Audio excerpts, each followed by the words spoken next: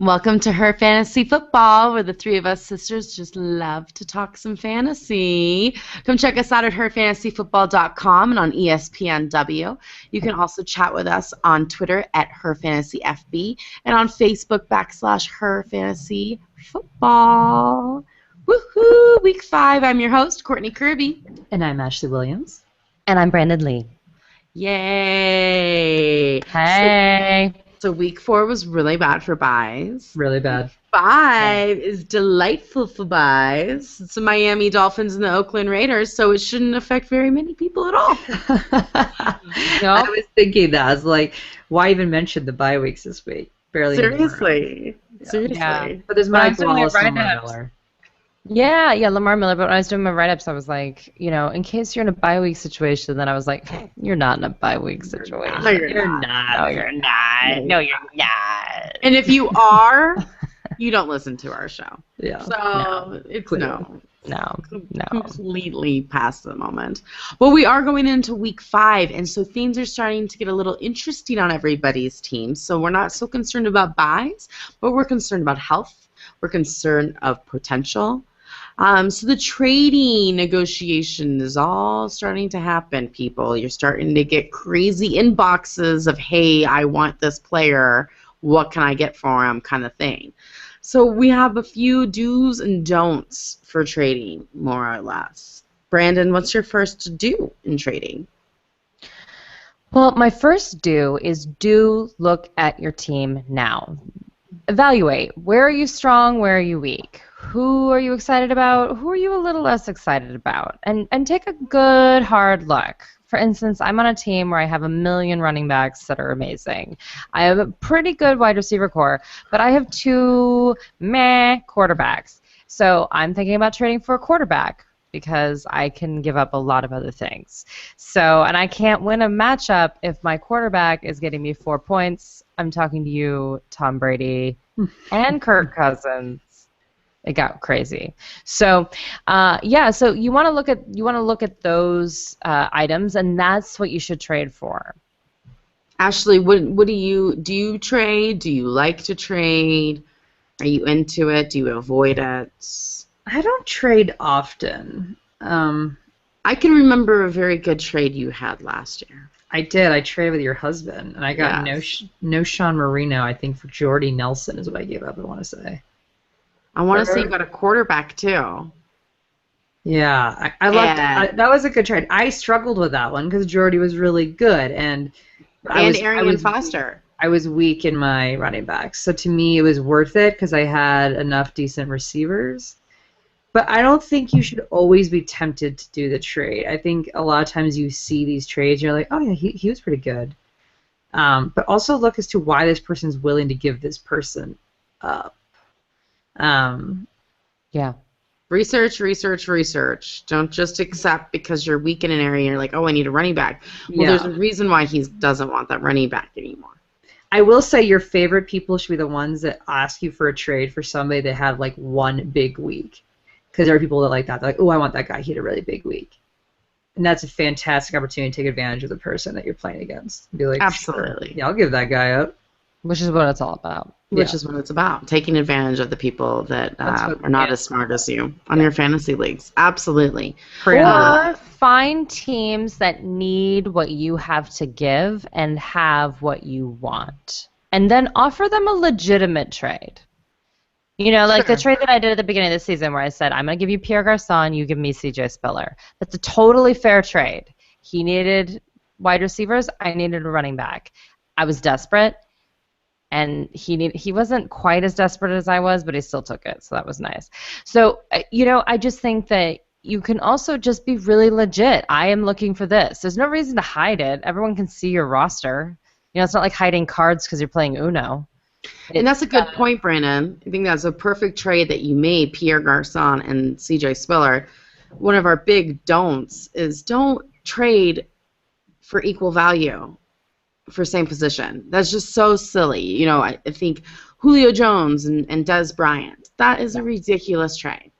Don't do that, okay? I mean, it's silly. We're not, that's just a waste. It's not helping anybody, and now you're just like getting silly. The only reason I could see that being okay is if you're in bye week trouble, or maybe you didn't look at your bye weeks. But even then, I don't know. Yeah. Also, don't get thrown by these people. Sometimes people are bad at fantasy football. Okay? Like, they may be offering you someone that they shouldn't, and there's nothing wrong with them. You know, I mean, there are crazy trades out there. There was this one guy who was like, someone wants, I think it was Bush and Gates, and they were going to give him Ball or, I think it was Ball and Pierre. Yeah. So he's getting Monty Ball and Pierre Garçon for Reggie Bush and Antonio Gates. And people were like, really? You take that trade. Yeah. Why? Because we prey on the weak. We do. Mm-hmm. This is a predatory sport. This is not a gentleman's game, people. It's not a gentleman's game. No. And there are those people that will purposely throw offensive offers at you, thinking that you're stupid and will take it. That happens too. Yeah. Mm-hmm. Research. Mm-hmm. Know what you're getting yourself into. My commissioner in one of my leagues. So Yahoo did something funky with Travis Kelce's scoring, and one of the guys that in the league was like, "Hey, what happened to all my Travis Kelce points? I should have won last week." And anyway, Yahoo corrected it, and then he won, which is a bummer for the other person who thought they won. But the commissioner came out and is like, "Okay, yeah, it looks like Yahoo took care of it." And in the meantime, who's Travis Kelce? I'm like, hey, Commissioner, you haven't heard of this guy? Because he's kind of everywhere in the fantasy football world. What do you mean you don't know who Travis? So anyway, there are people that just are comatose or they're busy or whatever, you know, that's fine. And maybe they don't know that they should have Travis Kelce. And you can have him. I will say, too, this is a good time to do trades because the closer you get to playoffs, the more likely you get somebody in your league that will veto the trade, right? Because a lot of times with trades, in most leagues, you have to have approval. People can say, absolutely not, we're going to do this. Especially towards the end, people will somehow convince someone to give them their best players so they can help win. And so you can veto trades. So this is a time where nobody really vetoes anything. And check your trade deadline. They're all different. Different. Beginning of November. Yep. Know the rules. And by the way, there's still people you can pick up. Totally. So... Absolutely. You don't be trading for Larry Fitzgerald. Don't do it. Go on your waiver wire and pick somebody up. Okay? Details. Yeah. I did want to mention real fast, since the Oakland Raiders are on bye, that they got rid of their coach on Tuesday. Oh, Dennis Allen. I'm sad by that. It made me sad too. There's something creepy about it. It's the Raiders. I know they called him up. What is that? But it's something about the Raiders. It's like week 4 is when they fire all of their coaches. So, I'm sure you saw it coming. It doesn't seem like they have much restraint there in Oakland to keep their opinions to themselves. So, but it's just sad, and good luck, Oakland. But the poor guy was dealing with a rookie quarterback, then an injured rookie quarterback. I mean, it's like, come on, throw the guy a bone here. And they've spent so much money on quarterbacks that there's no money for anybody else on the team. I don't even know how much money they spent on Schaub, who didn't even make the trip to England. It's just like, it's... Why didn't he go to England? I never understood that. He's still the backup, right? I think it's because he's so bad. How can he be that bad? I think he's that bad. I should not partake in the Matt Schaub conversation. Nobody wants to take in the Matt Schaub conversation. I'll have nothing nice to say. No. But this is not about Matt Schaub. This is about how the Oakland Raiders just stink overall. It reminds me a lot of the Browns, though, right? It's like you can't just keep shuffling in new head coaches and expect things to change. Like, coaches need time to not only figure out the players they have, but then draft players for the system that they want to run. And if you keep swapping in coaches, you're never going to get a good product, ever. And what about the GM? Why not fire him? Yeah, why is he there? Yeah, I mean, to me, it's a weird situation. It stinks. Well, the GM's the one who decided to fire him. Of course. Deflect. Deflect, absolutely. Deflect. You smelt it, you dealt it. That's right. That's right, Ashley. Yeah. But anyways, I just wanted to bring that up real quick. Just a quickie. Just a quickie. So trains, do your trains. Don't worry about buys. It's Raiders and Dolphins. So let's just get into the fun of week 5. Hey. It was a good week last week. It was an interesting week. I think it was the first good week of football. Well, unless you're covering my teams. Yeah, it was great. I mean, in general. I mean, I lost in our family league for the first time, but all my players still did okay. Like, I just, I'm okay with it. I'm taking the loss with stride. I'm a points queen this year. I should feel great in all my leagues because my points are all decent. Like, I'm like, yeah. I'm first or second place in 3 out of 9. No, I'm 4 out of 9. That's 4 fair. out of 9, I'm first or second place. But the ones where I'm like, I have good points, so I'm like, yeah, it's coming around. But, when you got the Aaron Rodgers, Jamal Charles thing, they're finally coming too, and you're like, yes.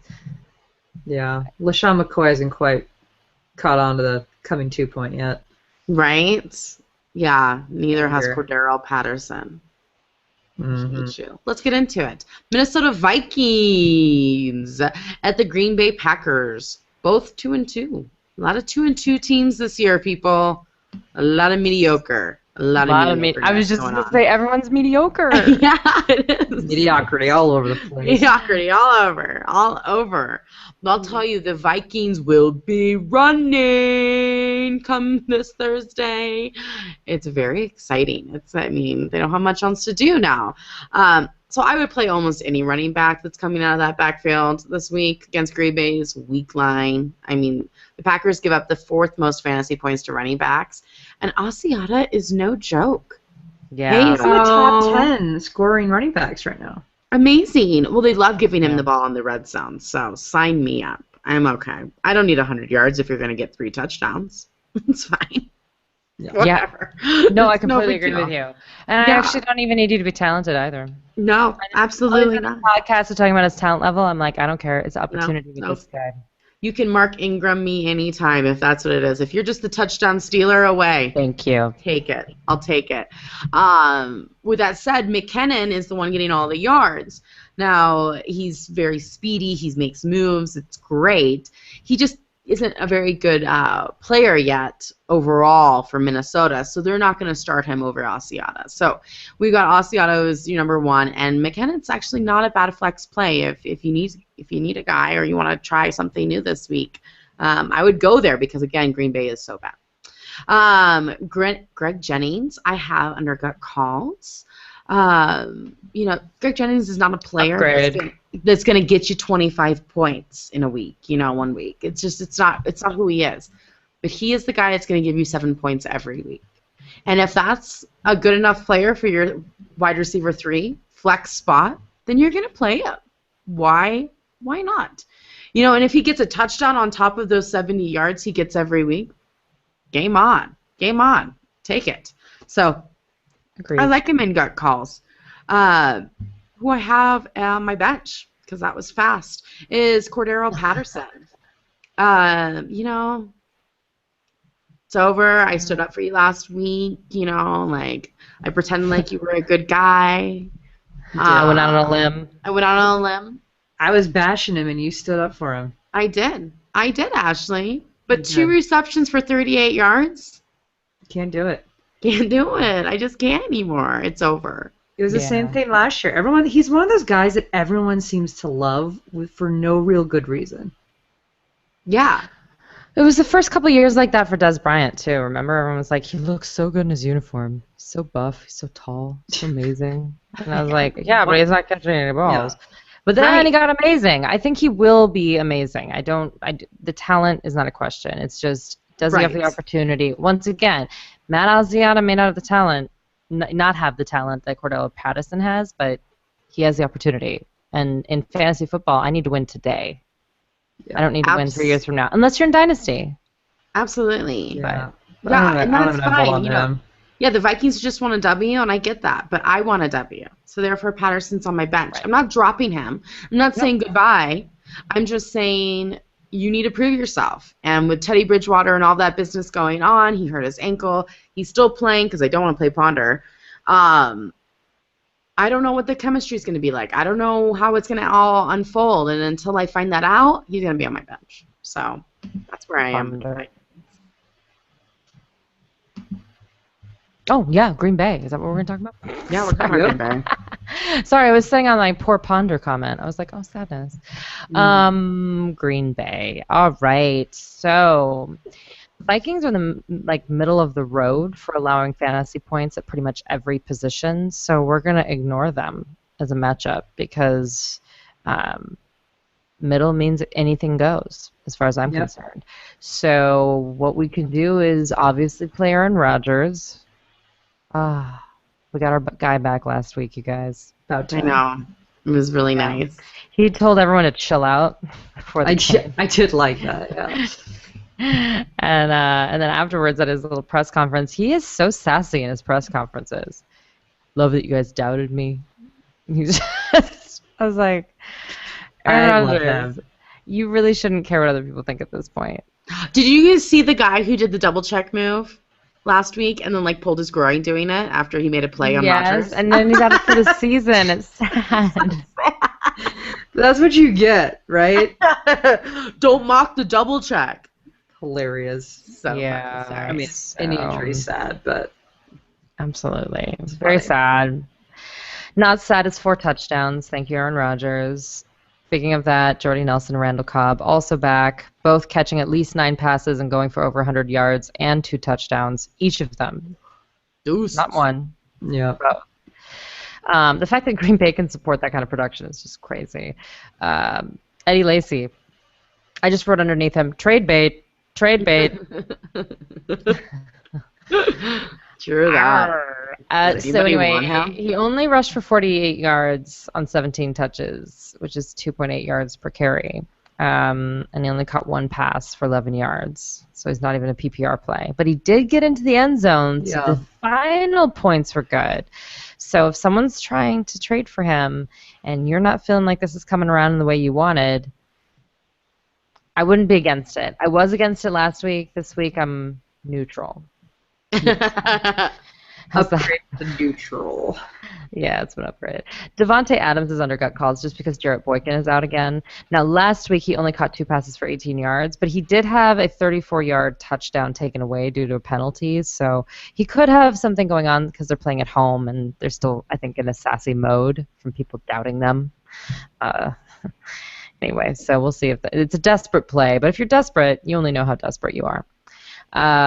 Bench warmers, no one else is even scoring 5 fantasy points on this team per game. So if you're not starting them, you're not thinking about them. And that includes the tight end positions. They're borderline non-existent. So there you have it. Bam. Yeah. Chicago Bears, 2-2. At the Carolina Panthers, 2-2. A lot of mediocrity. This one could be interesting. Mediocrity. Now, speaking of mediocrity, Carolina defense, wow, they ended up not being as good as we thought they'd be. Imploding No. completely. Well, Wow. What's going on there? when you take Wow. away the man who likes to beat women, it does affect your defense. So I understand now why Rivera was so opposed to losing Greg Hardy. You selfish bastard. Because, no, they're bad. We'll get to that. Well, the Bears D was horrendous last week, too. It's It was a good week, and it was just ugly. Yeah. Well, I mean, but you go up against the Packers. I mean, I don't know. They're still tough. better than you think they are, but Yeah, the I Packers are agree. tough. So play him if you got him. Once again, everyone. So Carolina's defense, as I said, kind of nosedived into the meh territory. That's kind of where they're living right now. So Jay Cutler, he fell apart in the second half, but the points were there. 256 yards, 2 touchdowns, 2 interceptions. That's fine. He even carried the ball 3 times for 29 yards. Wow. 10 yards per carry. Yeah, not bad. Got his little Uh, feces moving. Yeah. Smoking Jay Cutler, smoking from the shoes. Burning rubber. Not sure I'd go that far. That's a little bit of a stretch, but there you go. Did you see burning lumber? Rubber. Rubber. Oh, I thought they said lumber. I was like, interesting. Yeah. He's set afire. No.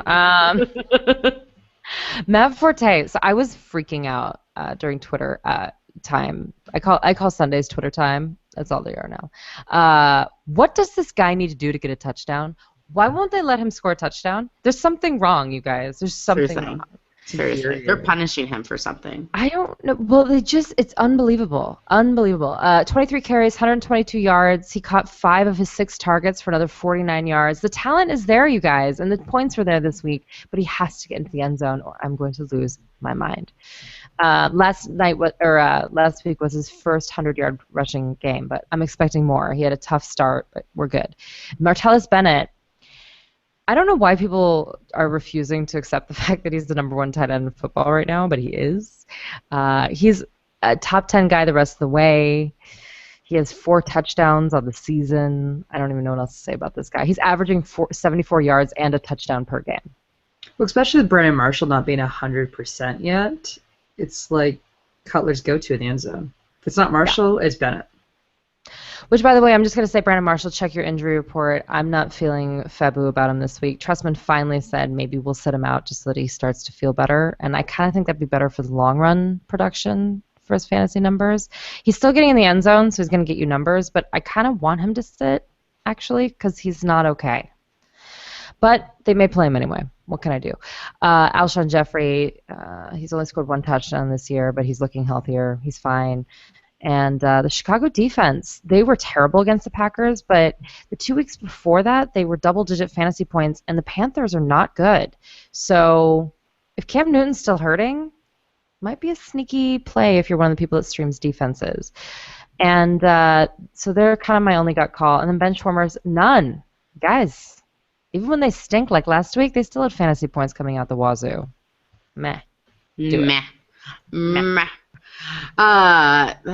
That's just like Calvin Benjamin. It doesn't matter if Cam's the quarterback or not. Calvin Benjamin's going to get you the fantasy points that we all need. Agree. So we're going to start great. him. God, he looks great, doesn't he? Yeah. Just love him. He's the new AJ Green, right? Mm-hmm. Yes. He's kind of got that vibe. He's got that thing about him. I agree. And that's the only must start this week. Cam Newton, we said it, injuries. That is the story of Cam Newton this year. It stinks.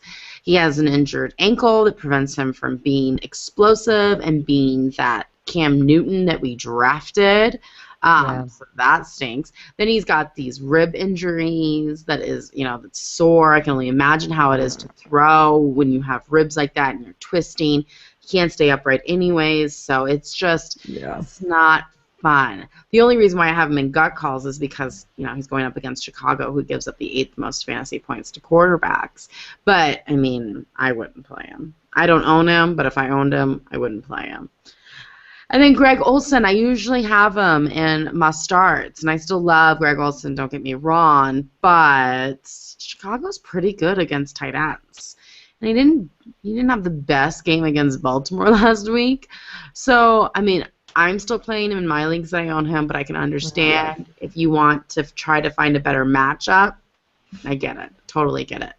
And you're right, Brandon. Benchwarmers, Carolina's defense. What is going on? The last 2 weeks, Carolina's defense had 0 points and -4 points. This week they're going up against Cutler and Marshall and Alshon and Bennett and Forte. It's not going to be a good one. It's not. They're just hoping for a game against the Patriots soon. Seriously. Who isn't? Who isn't? That's what you need for a good I had to get. And then Cincinnati's just like Patriots jabbing their fingers. Can't wait for their feast. But I have Jonathan Stewart on the bench as well. I told you guys last week, do not play D'Angelo Williams. They're putting him in because they need a running back. What happened? He got injured. He got you 3 points. Yep. That's not going to cut it. Wish you would have listened to me, my husband, but you didn't. You still kicked my butt anyways, but still. Doesn't that drive you crazy? Carson does that every week. He does something that I say, don't do this, and then he does it anyway, and then he complains all Sunday about it. Right. And I'm like, hi, I researched this for a living. Would you like to chat? What Yep. are you? When I tell you don't do it, don't do it. Well, I just.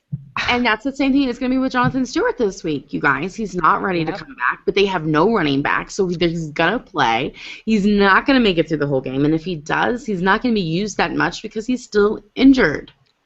And he has multiple seasons of historically not doing well. Well, so, I mean, it's going to be a rough game. And I almost don't like Chicago's players because I'm afraid that they're going to get up and they're not going to throw the ball to Jeffries as much, and Cutler's not going to have as many fantasy points just because Carolina is really beat up right now. Like, they are sore in a lot of different spots. Yes. So that's, that's the only thing that scares me about the Chicago players, but everything scares me about the Carolina players except Mr. Kelvin Benjamin. Love you. Not just anything. Oh my Is he on God. every highlight reel every week? I It's swear, every time they're like the top 10 plays of the week, there's a Kelvin Benjamin something. Yeah, he's great. It's weird. I'm into it. He's really working for that Rookie of the Year. We got the Cleveland Browns 1-2, and Tennessee Titans 1-3. Well, the Browns were on bye last week, so for 1 week we didn't hear about Johnny Football, and I'm not So going to nice, talk about him wasn't either because I refuse. Yeah, it was really nice. Tennessee is interesting because they give up a lot of fantasy points to running backs and not to wide receivers, and they're kind of mediocre with the quarterbacks and the tight ends. So let me say this. There are no must-starts on the Browns, but there are a lot of maybes. And starting with that maybe is the disaster zone that I call the Cleveland Browns backfield. Yeah. So Ben Tate is going to be the starter if he can play, but he's still on a bike right now, so there's no guarantee that that's necessarily going to happen. You have to check your injury reports. However, Isaiah Crowell is probably still going to be involved in the game. So if I had to pick people to start, it would go Tate, then Crowell, and then West. So Cleveland's probably going to go back to the Tate as a workhorse philosophy if he can get out there, but they might start him off easy. So I'm still starting Isaiah Crowell in some leagues where I need like a lot of flex players. So I would Crowell or Crowell? I think it's Crowell. I don't know. Crowell. Crowell? All I know is Isaiah is awesome. That's a great name. Yeah. Isaiah So is we'll a just call him Isaiah. name. It's a biblical name, isn't it? That's big. And the Titans give up the 9th most fantasy points to running backs. So whoever it is going to get points. So just watch the injury report. Andrew Hawkins, we've been talking about him and all of his unbelievable targets. He caught 8 of his 10 targets week 1 for 87 yards, 6 of 12 in week 2, 7 of 10 in week 3. The guy is a PPR monster. So if he is available, pick him up. If you have him on your team, play him. And some people think that Jordan Cameron's going to cut into his production. I don't know, guys. Until I see a healthy Jordan Cameron cutting into anyone's production, I'm not buying it. Miles Austin, back-to-back touchdowns. My husband picked up both Miles Austin and Andrew Hawkins. He does extremes. He either doesn't listen at all or he listens too much. I'm like, you have 2 Cleveland Brown wide receivers on one team. I don't know if I encouraged that. I said they were both good, but I didn't say pick them both up. So anyway, it's very fun to do this in your time. It's just bizarre. Also, I'm putting Brian Hoyer on the gut calls list. You Okay. heard me. Okay, something to think I'm about. not going to argue, yeah. He plays the Titans this week, then Pittsburgh, then he's at Jacksonville, then Oakland, then Tampa Bay, and then he's at Cincinnati in week 10. So up until week 10, you can play him. Good matchups. Yeah, that's great. So I'm just saying if you're in a kind of weird quarterback situation or, you're kind of like, ugh, what's happening here, he's not bad. In week 3, he passed for 290 yards and 1 touchdown. He's yet to turn over the ball, knock on wood. Okay, and his schedule's opened up. Bench warmers, Jordan Cameron. Speaking of the devil, I'm sorry, but Done. week 2, he came back. He was only caught 1 pass for 23 yards. He says he wants to contribute. Me too. Until then, you're on my bench. To the Titans we go. Yes, please. Not If a we whole- must. Yeah, not a whole lot here either, other than Delaney Walker. Yeah. Yeah, so Walker is really the only viable player on the Tennessee Titans that you would play, to be honest with you. He was the 4th highest scoring tight end last week, scoring 14 points off 84 yards and a touchdown. And he seemingly is actually quarterback proof, right? So it doesn't really matter what the quarterback situation is. He's still scoring. So I like him. And the Browns have a hard time defending tight ends, so I feel pretty good about Walker this week, even though he is listed as questionable, but I think it's fine. Gut calls, Bishop Sankey. Yes, I have him in gut calls. I know this is shocking as he's one of the players I like to hate on, but he scored 11 points last week. Yeah, which almost doubles from the week prior to that. Coach Wisenhunt, who I adore, has purposely been holding him out because he really wanted to see his footwork improve. He wanted to see some getting through the holes a little bit better, a little bit more bursts, and he's liking what he's seeing. So therefore, he's going to give him some increased touches, and so the production is going to go up. He only had 34 yards off 6 attempts, which I don't love, but he did have a touchdown. So if he gets the goal line nod, you'll be fine. If he doesn't, he's going to be bumped back down to the bench status. My bench. Also, if he fumbles the ball like he did all preseason. Yep, big fumbler in preseason. So keep your eyes on him. I mean, he's, to me, I don't listen to gut call section because there's lots of injuries and whatnot. I agree. But I have him on my team still. He's a low-end gut call. We'll put it that way. A real low-end gut call. Bench. Straight up on the bench is Jake Locker. Aww. He's listed as probable. But that doesn't mean you should actually play him. So Wisenhunt actually said that he wants to see how his wrist holds up in practice on Thursday before he will say that he's playing for sure. Yeah, Locker says he feels fine. I'm not sure how fine he actually is. Either way, you've got a better option. You shouldn't consider Locker. Justin Hunter and Kendall Wright. What a nightmare. I mean, come on. Hunter had 1 catch for 12 yards last week, and Wright only had 55 yards on 5 catches, and he lost a fumble. It is not pretty with either one of these guys. These guys are dependent upon the quarterback, and Jake Locker's not getting to them anyway, so it's just bad. Just don't even go near them, period. Done. Ugh. I hate to get back into more bad news, but we got the St. Louis Rams 1-2 against the Philadelphia Eagles 3-1. Yeah. I like Zach Stacy, though. He's my play if you got him. So before the bye week, Stacy actually had scored back-to-back double-digit points games. So, and the Eagles allow the 10th most points to opposing running backs. And let's be honest, with this certain running back situation we've had with, say, like LaShawn McCoy and whatnot, Zach Stacy's a really good option for you. Yeah, really good option. So he's the #1 guy. Yeah, and at minimum, think of him in your flex, right? But if you are a shady owner, I know I am. I'm like, I need a different running back until he proves to me that he can score more than 5 points in a game. This is a problem. So crazy. It's not. It's like It's so upsetting. thinking about We'll it. get to that in a minute. I don't know. But Brian Quick is another one that I really like a lot. Quick get up. Yep. He's like one of those quiet receivers that you don't realize how productive he actually is. Right. I mean, he's not like a top 10 wide receiver, but he's a really good wide receiver 3, possibly wide receiver 2, depending on the size of your league. He had 9 points, 7 points, and 12 points. He was on a bye last week. The points are going up. He's getting more touches. I like him a lot. And the good news is because of the bye week, he might be able to create a bit more chemistry. And the Eagles give up the 4th most points to wide receivers. So I think this could be a really good week for Quick. It's a money week for Quick. Yeah. Pick him up. He's not even owning in all the leagues. Pick him up. Yeah. Play him. I've got calls. You guys are He playing and him Andrew Hopkins are like PPR monsters together. Yeah. I bet they hang out on the weekend and they just like talk about how awesome they How many are. balls did you catch? Yeah. Yeah. 10. No. I like Quick. I like him. Who I don't like is Jared Cook. He hasn't been bad, right? 10. Nice, Brandon. 10. That's my guy voice. That's a good guy voice. We all have low voices anyway. Do you even need so to do good. it? It's so Low good. voice? Sorry. I love it. Sorry, Ashley.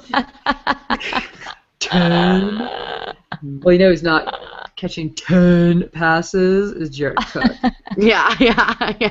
He's not. No, he scored 5 points, 4 points, and 7 points. That's okay. It's not awful in tight end land. Yeah, I was like, that's actually making me like him. But there are other tight ends that have more upside. Let's be honest, like the Larry Donnells of the world.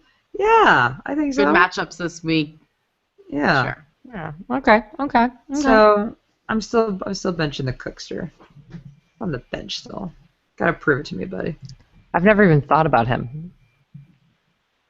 But I'm glad you brought him up. Yeah. Yeah. When he starts getting 10 catches, we'll think about it. Okay, well, Eagles. Speaking of 10 catches, play him if you got him. The only one, in my opinion, is Jeremy Maclin. Maclin. In a terrible week, where literally the highest scoring player on the team was Darren Sproles with 6.6 points in standard scoring for the whole team. Jeremy Maclin still caught 4 passes for 57 yards. Yeah. That's insane. That's insanely good if you saw the game. Yeah. I will say the Eagles are a prime example of why offensive line matters. Yeah. Them and the Patriots. Hello. Oh my gosh. Hello. This is why these guys are trying to get paid a lot more money, because if you don't have a good offensive line, it's all in the crapper. Well, they're in a hard way. They're in a hard way. But yeah. So supposedly Maclin was targeted 15 times, but I think they're using the word target loosely because there were throws that went sort of near him. Or soared over him. Or I don't even know how they established some of the targets because the entire game Nick Foles was hurried. If he was not hit, he was almost hit on almost every single snap. I'm afraid that he might not make it through the season. You heard it here first. The only other person you should play is Cody Parker, their kicker. Last week was Haynes. I was like, who's Parker? Yeah, but he scored at least 12 points every other week than last week. So yeah. I think that they'll have bounce back this week because they are getting one of their linemen back. One. 4-game suspension for PED usage. He says he used a medication that he didn't know was on the list, but he won't talk about what it was. Because I was like, Carson, is that the guy who used the fertility medication? He looked it up and he's like, nope, doesn't look like it because he's not talking. I was like, all right. So, what? You're not allowed to use meth? Are you sure? Are you sure? It wasn't. I'm not saying that's what it was, but I just said, come on. I don't know what medication it was. That's all I'm going to say. Either way, so Nick Foles, as I said, I don't know you guys. Between Nick Foles and Tom Brady, I think they broke fantasy football. Like, my computer started smoking. It was a terrible experience for all of them was had. He threw a whopping 195 yards with 2 interceptions. No touchdowns, nothing positive, don't worry. And I don't love this matchup because the Rams have a really good defensive line. Yeah. And the Eagles have a bad offensive line. So their front in particular, which is going to be rough for their offensive line. Absolutely. So my whole goal for this game is that Nick Foles exits without a major injury, and that's not funny at all. Like, I'm literally concerned for his health. Yeah. So, and I was actually surprised he wasn't on the injury report this week. That's how he got beat up last week. I was really shocked. I thought he'd at least have like a rib or something, but no, he's tough. He's tough as nails, you guys. I will say that about him. The Saints threw some hits to him the week before too. Everyone's throwing hits to him. Yeah. I could probably throw a hit from him from my living room. He's like a skinnier, blonder version of Ben Roethlisberger. Could take a beating. Oh my goodness. It was so painful. So speaking of painful, LeSean McCoy and Darren Sproles. So Chip Kelly was asked like why he didn't run more on 3rd and 4th down, and he just straight up said because our line can't get any movement. There was no way to get the ball. They couldn't run it. So I don't think that's good.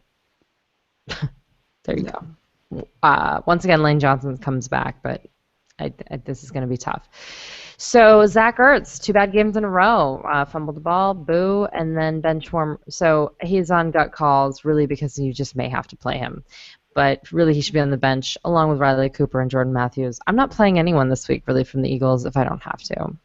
Other than Jeremy Maclin, because he will get at least 4. Which stinks, because there's such a powerhouse offense. You know, it's really unfortunate that they have such a bad line. You know? It's literally the line. It's 100% the line. So clear. It's like Yeah. embarrassing. And Chip Kelly said as much. He's like, I don't know what else to do. Like, I think they can you will do? improve. I think they will improve this week, but not by much because the Rams, as I said, their defensive line's really good. Robert Quinn's gonna have the day with them. Atlanta Falcons 2-2 at the New York Giants 2-2. It was a shock. Yeah. Shocking. Larry Donnell. This is crazy. We'll get there. Yeah. It's Atlanta Let's talk about the first. Falcons first. Let's talk about some Roddy. Yeah. Roddy White. Lottie. Yeah. I'm putting the play if you got him section because he was able to play a whole game, even with his kind of touchy hamstring. So that's encouraging and a good sign for this game because he is still listed as, an injured player. But I think it's a good sign that he's able to play a whole game. He was targeted 14 times. He only caught 4 passes, which is a little concerning. But they were for 73 yards, and he had a touchdown. And Roddy's the kind of player, kind of like Anquan Bolden, this like old school football player that you just can't count out. You know what I mean? Yeah. Agreed. So that's Roddy. My gut calls is Julio Jones. And let's be honest, you're going to be playing Julio Jones if he does play in this week's game. But right now he is listed as questionable, and he was limited in practice on Wednesday. Not great. Again, we never quite know what that limited on Wednesday really means. So you're really going to want to see if he's playing Thursday. But let's be clear. The only reason he's questionable, only reason he's in the gut call is because of his questionable status.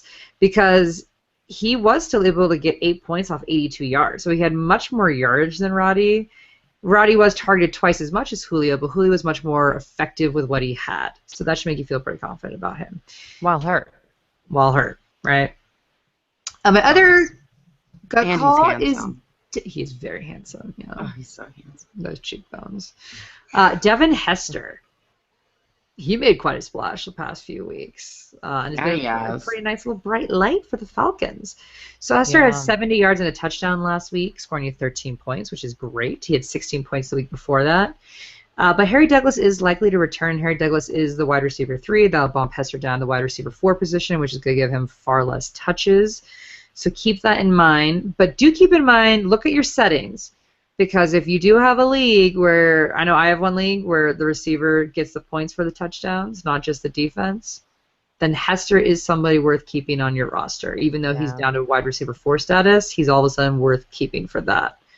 So look at that. Antone Smith is also in my gut Love calls. him. I am so baffled by the Falcons as to why they have not made Antone Smith their running back. I do not understand it. I don't understand what he has to do. What does I he don't have to get it do? either. Because he scored Oh my 11 gosh. points in week 1, Oh 1 my point in gosh. week 2, 9 points in week 3, and 12 in week 4. And this is all very limited touches. The guy averages over 10 yards a carry. It's and unbelievable. Historically, after 3 years, he averages over 16 yards a carry. What more does this guy need to do to be the starting running back? Because my bench is Steven Jackson. Because Steven Jackson only scores you on average 5 points. He had 1 week where he scored you 11 points, but that's the outlier, people. This is not the norm. He will score you 5 points every week. And if you're okay with that, that's fine. Okay. But there's a different guy on that team who scores double the points with less touches. And he should be the starting running back. I will get off my soapbox. I don't understand it, Falcons. Pull I'm it so together. glad you brought this up. I've been thinking about this all week. Like, it's plaguing me at night. I don't understand It's not Antone even Smith. actually Imagine if they gave him the workload that they should, right? The Imagine Atlanta how productive it backfield could be. is keeping you up at night. And I don't even cover them, but I picked up Antone Smith in a league just to, like, protest. Oh my God. I was like, Julio I'm Jones going is to keeping me up at night. Well, I picked him up in my But best not, ball not league. so much the backfield. Well, I picked him up in the Antone best Smith ball in for that sure. crazy 2014 SFB league where there's no Yeah. one available, and I picked up Antone Smith, and I was like, this is the greatest pickup of my life because he should be the starter. And I don't understand why people want to have 4 running backs. That means you have no running backs. Right. I don't I don't- understand that logic. Well, let's get into a 100%. running back who tends to never disappoint except last week. It's not going to happen again this week. People, Rashad Jennings. I agree. Stop asking me, should Yeah. I play him? Stop. Stop that. Okay, the Giants had like a freak moment where they got ahead really early and they didn't need Jennings. It's not gonna happen. It's not gonna happen every week, you guys. It's We're a playing weird Jennings. game. It was a weird game. You know, I dare to say this game on both sides might be a bit of a fantasy orgy. So grab your Costco paper agree. towels because these defenses are not bad. They're actually good. But their offenses are on a roll as well. So I'm kind of into this game. I'm liking this. Rashad Jennings is a no-brainer. You're going to play him. Larry Donnell. I mean, come on, Larry.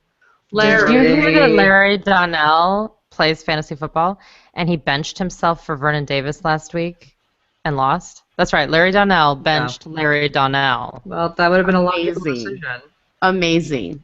That's so good. Who would think Eli would throw him 3 touchdowns? That's why when you said that they were shocked that they got ahead early, I was like, no, Larry Donnell was shocked. Yeah. He didn't even bank on himself. He probably looked at Eli and was like, man, stop throwing the ball in the end zone, man. Target someone My else. bench is blowing up right now. Yeah.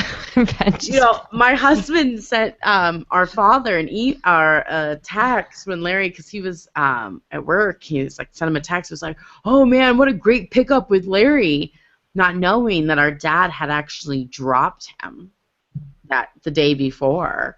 And so it was like, oh man, he felt like such a jerk. But Larry's the man, people. It's not a fluke.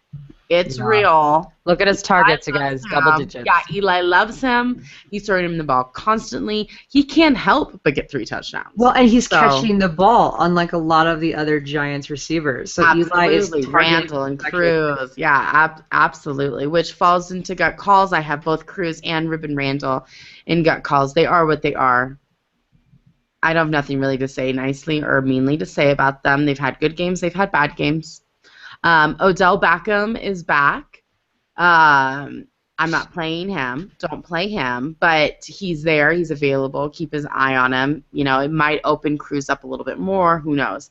And you know what? I have Eli Manning in gut calls. Do. Yeah, I do, Eli. I refuse to talk about you week 2 and week 3, but I'm going to talk about you here in week 4. I think this game might have been the turnaround for the Giants for the rest of the season. Turn around. Every now and then you get a little Eli throwing down the field. Turn around.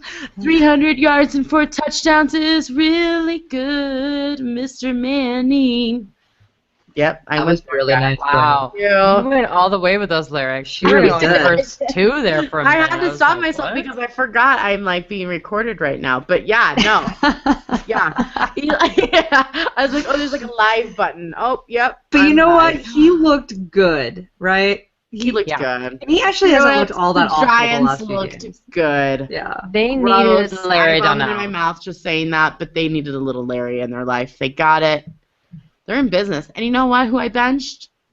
Nobody. Shocking. I've gone with the Giants this week, Hopefully, I don't have any of them, so I'm hoping they disappoint again. But you know what? We're going in with them. We're doing it. I'm in a league where I started Larry Donnell and Eddie Royal last week. Nice. That's called bye-week domination right there. Nice. Boom. Tampa Bay Buccaneers 1-3, and New Orleans Saints 1-3. This game could be a nightmare.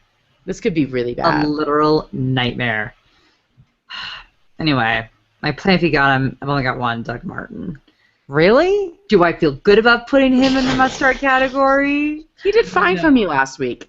I was totally content. I was expecting 4 points, and I got 11. I know. But here's my reasons why he needs to be the starter, right? Because even I had to justify to myself why I have him in my must-start category.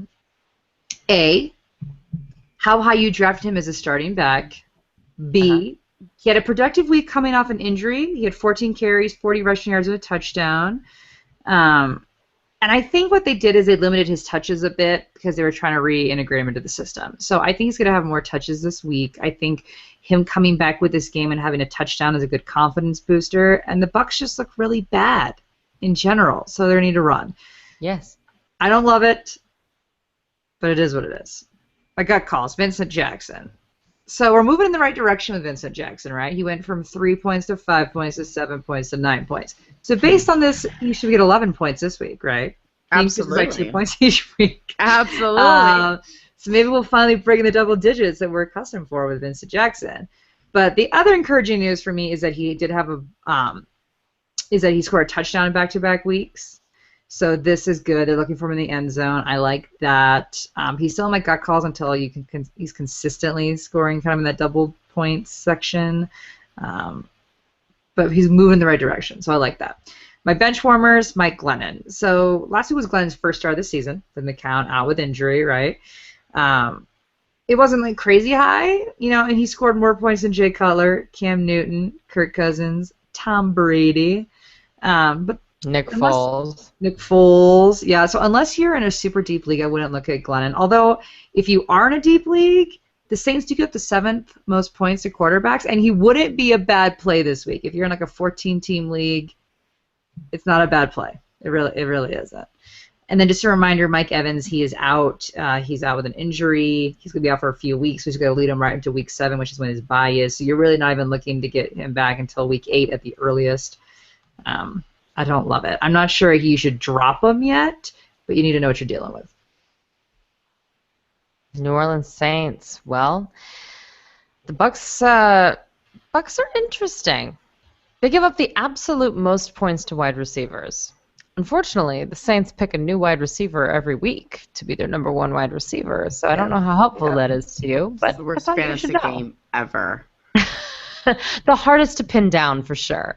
So first of all, I would like to say, just in like a general note, we are fantasy analysts. What does that mean? That means that we look at the numbers, we talk about like who gives up the most points, who doesn't, matchups, how they used to work it out, whatever.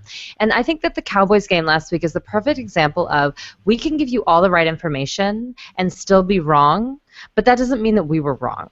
Meaning, the Cowboys give up the most points to tight ends. There was no reason for them not to give the ball to Jimmy Graham. Okay? There was no reason to do it. So I apologize that didn't happen until the fourth quarter. But the point is that it's crazy town what coaches do. And that's why I'm not quite sure what's going on with the Saints. It's a little bizarre town. The good news is Drew Brees is back. Drew Brees is back. He's in the 20-point range again. We can all breathe. And he's going to play at home, and he's much better at home. So Much better. A-okay. Don't worry about it. Jimmy Graham. I heard someone complaining about Jimmy Graham on Twitter, more than one person. He's still the second highest tight end right now. It's only because Martellus Bennett's doing crazy things right now that he's not number 1. Stop complaining. You could have Zach Ertz. Okay? We're not even I think talking because they're so used to Jimmy Graham numbers, right? And I will point out it's one of those things. I feel like whenever a player signs a big contract, they're never as productive that next season. It's a given. A given. It is, but also this has just been a weird year. The Saints, the Packers. I mean, it's been weird. Philadelphia. I mean, it's just the Saints are having issues, internal problems. They're getting it worked through. They're working it out. They're working it out. Sometimes that's what you got to do. You got to go through the bumps with the family. That's right. You know. That's right. But gut calls, I would have them as starters, but Brandon Cooks, Marcus Colston, I'm not quite sure who's going to do what, so one of them or both of them will do great, once again, because Tampa Bay gives up the most points to wide receivers, but, man, they're so up and down, you guys. I just have a tough time. I have a tough time telling what to do. But they are going to be at home. If you have them, I would play both of them, actually, to be frank, if I had them. But I don't draft Saints because of these problems. So I have nothing to do with this. And hopefully most of our listeners didn't draft them either, because we told them at the beginning of the season to not do so. Yes, and speaking of, during the game, my husband turns to me and he goes, "When did Pierre Thomas get traded from the Saints?" What? Because he wasn't doing anything. Oh my He didn't even. goodness. He was like, "Oh, he's not on the Saints anymore." I was like, "No, he is, honey. He's just not doing anything." Enough Nothing. said. This is the problem, you guys. So, Kyrie Robinson, Pierre Thomas. I mean, yeah, it's really scary, you guys. It's really scary. But Kyrie Robinson did the best last week. I do think that he's the guy that I would probably want. Pierre Thomas, they've just been really hot and cold. But it really doesn't matter because Mark Ingram's coming back after the bye, and he was the number 1 guy anyway. So, interesting. Benchwarmers, New Orleans Saints defense. Even against the Bucks, we have them ranked 21. You're welcome. Yeah. And, yeah, I think Rob Ryan might be the most overrated defensive coordinator of all time. He looks good though. I love his hair. That hair is It's the best amazing. hair ever. But you know what? Um, He hasn't had a. How long has he been with the Saints now? 2 years. Yeah, it's his 2, 3. second year. He hasn't had a whole lot of time to build his own players. Because the Saints were a disastrous defense. Yeah. Anyway, prior Yeah. to his being there. That was nice, Ashley. That was your nice moment of the. That's my nice one. I have one. That was, yeah. Yeah. Yeah. That was really good. Speaking of not you, good. Ryan, and your long flock of hair. I agree. So sweet. Speaking of not good, Shane Graham. They're thinking about cutting him again. This is like, you guys, the Saints can't keep a kicker. If they you have a can't. Saints kicker, just drop him. I don't even care what his name is. It's because Drop they don't him. make it a priority. Yeah, they really don't. They don't And then care they just about drop all people. other They don't things. care. Yeah, they don't care. Yeah, so don't have them on there. I know points are points, you guys. Don't ignore your kickers, especially if they're on the Saints. Absolutely. Well, we just got done covering some 1-3 teams. Let's move on to some 3-1 teams. Houston Texans against the Dallas Cowboys. Worst to first teams. Worst to first teams. So one of my notables is Texas defense. They're fantastic. They're one of the top defenses in the league, so you should play them. DeAndre Hopkins is in my must-call section. I am loving me some DeAndre Hopkins. He has scored double-digit points 3 out of 4 weeks. He has scored touchdowns in each game 3 out of 4 weeks. And Andre Johnson is listed as questionable and still hurt. So all this does is just improve Hopkins' stock because that means he's getting more touches, more targets, and building that chemistry. So if you got Hopkins, he's an absolute must-start. My gut calls then is, again, Andre Johnson for the same reason that he is hurt. And this might be the week that they hold him out. Definitely check your injury reports with that. He did not practice Wednesday. He came off the field on Sunday, but he did go back, and he seems to think that he's okay. And usually we tell you to listen to the players, but this is one case where I'm just not sure because he's one of those guys who doesn't like to miss any games. So I think he'd be willing to go out and say he's okay and be playing at like 20, 30%. So I don't love him. Again, keep your eye on him for the injury report. Arian Foster, same thing goes for him. Foster admitted to not being 100% last game against the Bills. He did not practice on Wednesday. He's considered to be day-to-day. So keep your eye out for him, and I would say definitely have a backup plan as if you're going to play for Foster. Ben Shomers would be Alfred Blue. Alfred Blue would technically get the start if Foster does not play, but Blue hasn't really done much. It was pretty ugly. He had 9 touches and got 9 yards. That is ridiculous. I'm sorry. So Those are my numbers from last weekend. I mean, yeah, it's bad. It is bad. Yeah, and so if you did handcuff yourself with Alfred Blue, I'm not sure why you would have done that, but if you did, at least his stock will semi-improve. But I would recommend. I would have done that. But. Yeah, I'd recommend you do the drop and you find somebody else. But honestly, it's Foster or bust really on that team. So. You know who's not a bust for the Cowboys? Is Murray. Can we talk about it? He is a freak. He's an animal. Back in the league. Boom. Boom. You know, I wasn't all up in his grill before drafting, so I didn't get him. I have him in almost all of my leagues. Yeah, I regret that move because he is legit. He's like averaging like 24 attempts per game. I mean, there's no question. He's like got over 100 yards. I mean, every game it's just done. Play that man and there was enjoy a the ride. crazy stat from last year. I can't recall it. I don't cover the Cowboys, so I didn't look it up. But where the Cowboys won every single game, where DeMarco Murray had like X number of touches and more. Yeah. I had them last year, and it was so frustrating because I was like, they should use him more because when they do, they win. But that's why they're winning this year because they're using him. Yeah. They're run first, as most teams should be. As most teams should be, right?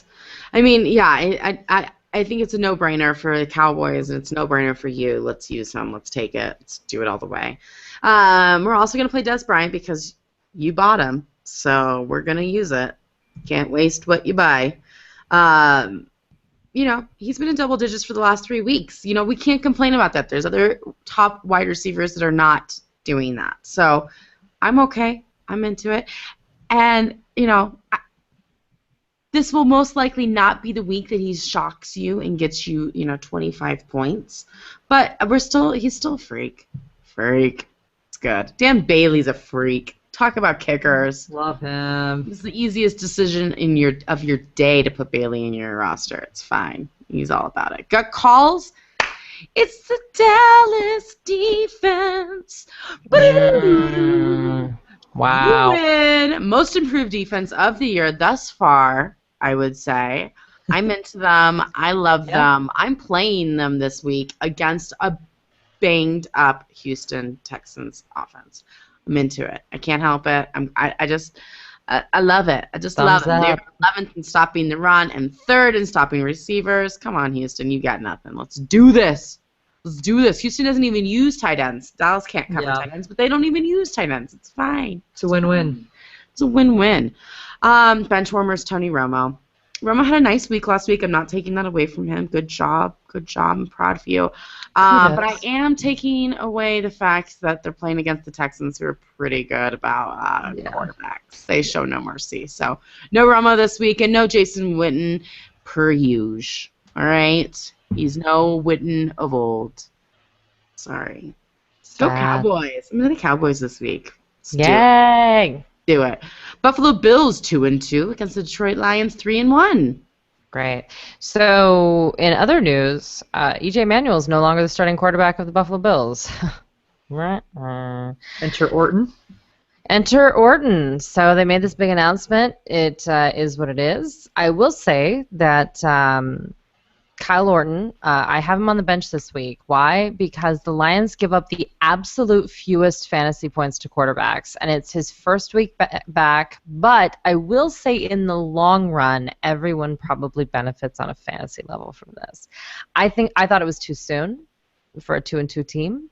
I thought it was a weird move, but it is what it is. They spent a lot of money on Orton. I don't think this was a... Yeah, I know. And I'm sure they've been practicing with him throughout the weeks, trying to get him up to par, know the plays to play him. Yeah. But the Detroit defense is really good this year, so it's kind of the worst possible week to start this. It was a very weird decision, frankly, but in my opinion on this note. Agree. But as far as playing, if you got him, must starts, none, because of Detroit and because of Orton, and we just don't know. But when it comes to gut calls, definitely still C.J. Spiller, of course. You know, he's averaging 13 attempts and 51.8 yards per game, and the only problem is the Bills haven't scored a rushing touchdown yet. Weird.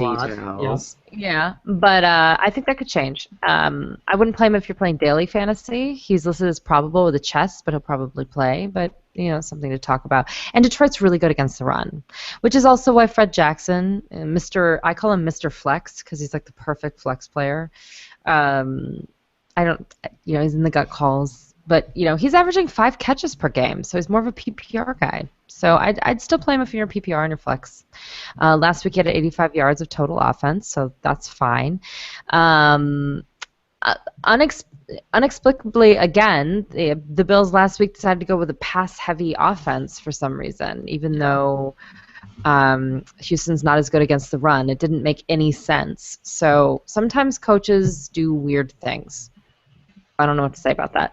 Sammy Watkins was open a ton last week, and E.J. Manuel just couldn't hit him. So if Orton can hit him, then he might be okay, because last week he still had 4 catches to 30 yards and a touchdown. So he's kind of almost in a must-start category, and I'm not big on rookies. Yeah. Kyle Orton, last week he started in week 17. He threw for 358 yards, 2 touchdowns, and 2 interceptions. One of them was a last-minute one, so you can almost delete that because it was a desperate throw. But that's your role in fantasy where those interceptions don't count against you. Like anything that's like under 45 seconds left in the game. It's kind of like spiking the ball. It's like it happened. But yeah, anyway, that's 120 more yards than E.J. Manuel's best game this year. So there is a possibility of everyone going up. Bench warmers, Scott Chandler. The Lions are weak against tight ends, but have you heard Scott Chandler on the show? No. And then Robert Woods and Mike Williams. Watch them this week. They might be better, but frankly, based off of what they've done this year, I wouldn't play them yet. I mean, it's hard to tell, you guys. It's really hard to tell with them. Lions. Matthew Stafford, he's a given. You were starting Matthew Stafford every week. Golden Tate I have in my must-start section. Tate had 116 yards off 8 catches. I had to look that up, by the way, because I I'm not usually a pure person. And I was like, I don't know what that means. And I was a little surprised. I was thinking maybe more along the golden shower route, but not really. Anyway. Courtney's like blocking. I'm lost. I'm She's confused. lost. I don't get it. Remember last week, and Brandon kept thinking, or maybe you actually were. This is I was gone. I was. Yeah. Every time I said difficulties. Tate, she would like giggle like a 9-year-old. As if you were boy. saying tit. That's what I thought. No, taint. Taint. I don't think we could say this, you guys. I don't know. Well, look it up. Google it. I had to Google it. Anyway. We said it. I have to Google it. I did. I had to Google it. I was unaware. Anyway. I'm gonna Google it right now. It's not that bad. But, again, Tate. So, Calvin Johnson is hurt, and Tate will be the beneficiary of this. He's killing me. So, yeah, I mean, if you're a Calvin Johnson owner, it's a little bit rough right now. But if you are a Tate owner, you are liking this. And the Bills are pretty decent at defending the pass. But I still have a pretty good feeling about Mr. Golden Tate this week. Lions defense, as Brandon said, believe it or not, the Lions snuck into the top 10 defenses last week. They're playing against the Cowboys, give up a decent amount of points to defenses. The lowest point they have scored thus far is 4 points, and there's a lot of defenses that are scoring negative points right now. So Atlanta. this is good, right? They had 10, 7, and 17-point weeks. Courtney clearly just Googled it with that laugh. Google. And I like their chance to be a good contributor to your fantasy team this week. I'm all about the Lions defense. You'll never listen to Golden Tate the same way again. Oh man, I'm over Detroit now. I can't take myself anymore. My gut calls Calvin Johnson because of his injury. Gut calls Reggie Bush. The only reason Reggie Bush is even in my gut call section and not in my bench is he was saved by the concussion. Saved by the bell. Saved by the bell, saved by the concussion of Joique Bell. So Bell's concussion means that the bulk of the touches will go to Reggie Bush. I have no more patience for 5-point games. Maybe you do. He had 12 carries for 46 yards and only 4 catches for 19 yards. That's not going to cut it. You've got one more week, Mr. Bush. You are on the clock. You better get it done. And on to Eric Ebron. Brandon's probably going to roll her eyes at this one because she doesn't love him. But I don't love him either. I don't feel great about him. But the fact that Joseph Faria is out with an injury and he was targeted for a touchdown last week makes me feel a little bit better about him. He also is in for more snaps than he's ever been. So if you're going to roll the dice, you can think about it. If he doesn't score a touchdown, you'd be completely screwed. So you got to hope for some goal line looks. And then bench would be Joique Bell. Again, he was knocked out of the game last week with a concussion. He didn't practice Wednesday, so his status is really up in the air. So check your injury reports. Courtney still can't get over the golden taint. In my head, I'm using it in every comeback I ever have. Don't taint yourself by playing Bush. It's too much. We need codes. I don't have to say his full name anymore. Maybe we'll just call him Golden.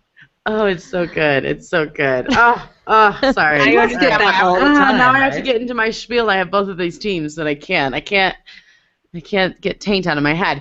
The Baltimore Ravens 3-1 and the Indianapolis Colts 2-2. Surprise, surprise. Ravens, play him if you got him. Triple S, of course, because he's The best player in 20. Huge game. best player in the NFL. Senior. He's 60 years old, but he is legit. Mr. But you know Senior. what? He's throwing down players like a 21-year-old, and he like Oh my stiff gosh, arms them and he chucks them with one arm. I like Steve Smith. I like his He falls to aggression. the walls. Like he is like doesn't matter. He's gonna do what he needs to do. Did you see that reflection pass that he caught? Ah, so fun. Oh my god! I It's knew Owen intense. Daniels was good for something. Yeah, absolutely. Thank you, Daniels. We'll get into Daniels in a second, but the Colts are actually good against receivers. So just relax. They might not get like huge points this week, but Steve Smith is like crazy good, so he might still do it. Targets. Yeah, He's getting like out of 10, 12 control. targets a game. Yeah, it's bananas. I'm into him. I love him. We're playing him. You know who else I'm playing this week? Joe Flacco, people. What? Yeah. I got him in a What? 2-quarterback league with Andrew Luck. Well done, Brandon. Winning. Well done. Last week, He had a great week with 327 yards and 3 touchdowns. Amazing. And I think he will do the same, if not more, this week against Indy. I'm serious. If they want to beat Indy, he's going to have to do it. It's going to be a shootout. So I'm into it. Triple S, Flacco, Love, going down. I'm also putting Owen Daniels in gut calls, Brandon Marylee. Mm-hmm. You know, he's almost a must start, in fact, just because Indy is so bad against tight ends. And Baltimore loves using tight ends. So this is kind of like a good situation we got going on. Pitta's out. Daniels might be in your roster this week. I have all the running backs in gut calls. Justin Forsett is clearly the number one dude in my eyes. Bernard Pierce is back this week. There's still Lorenzo flying around, stealing, touches. So it's kind of messy back there, but the running backs has the ability to be really productive against Indy. So I'm not benching any of them. I'm kind of loving Forsett, so we'll see. And I am benching the Baltimore defense, although decent defense this year. It's Indy. They like to score points. Duh. Andrew Luck, play him if you got him. Hello. Obviously. He's fantastic. I didn't even do a write-up about him because I felt like, hello. Please. He's like, yeah, we're done. Ahmad Bradshaw and Trent Richardson both have been putting up decent numbers last week, so I'm not mad. I would put Bradshaw in before Trent Richardson, but I'm okay. I can see Trent for a flex. Absolutely. He's not disappointing. He's actually stepping up. I think Bradshaw's actually improving his play. So I'm into it. Gut calls, I have all the wide receivers. T.Y. Hilton, Reggie Wayne, Hakeem Nicks. It's wide receiver by committee. Reggie Wayne has had one great week, and both T.Y. Hilton and Hakeem Nicks have had 2 good weeks. So I don't know who's going to get the ball. But the Ravens struggle against receivers, so I'm not saying bench them at all. Just saying. Who I am saying bench, who I usually would never say this, is Dwayne Allen and Coby Fleener. These guys have been doing really good. They've both been seeing targets. They've both been seeing touchdowns and yards. I'm into them, but this week is not the week. Baltimore is the best defense against tight ends. Do not play them. Moving on. That was an easy one, right? Pittsburgh Steelers 2-2 at Jacksonville Jaguars. They're the best. 0-4. All right, so stick with me here. I have Ben Roethlisberger in my play him if you got him this week. What? He's playing the Jags. Do I need to say anything more about this? I don't even know if you need to talk about Pittsburgh at all. Just name their names. I mean, put them in. I will say Ben was the 8th highest scoring quarterback last week. He scored over 22 points against the Bucs, right?